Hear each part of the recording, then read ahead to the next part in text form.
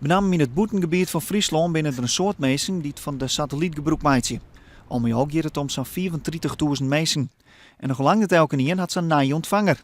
Drukke tijden dus voor de installateurs in onze provincie.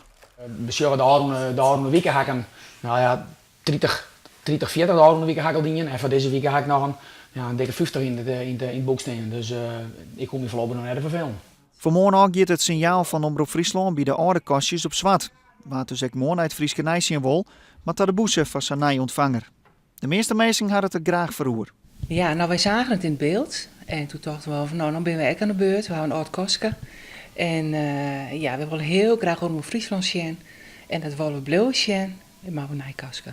Een Fries wil graag Omroep Friesland zien. Het keertsen, het scootjesielen, het vierleppen. Een Fries die houdt toch echt van Friesland.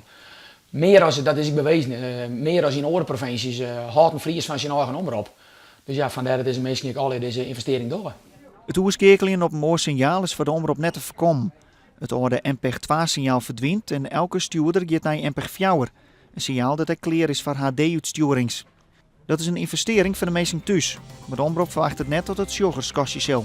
Nou, ik heb wel vertrouwen in dat de meeste mensen zeggen van nou, we willen graag de omroep zien blijven en we hebben dat er best wel verroer. Het is trouwens ook zo dat je bijvoorbeeld die apparatuur krijgen kunnen soms toch gewoon bij een kanaal digitaal een HD-pakket uit te nemen. De familie Hanenburg is er in elk geval klaar voor. Het nieuwe kastje zorgt ervoor dat ze morgen weer naar de omroep zien kunnen. En kan kosten tot €140 extra. Ja, vervelend is wel.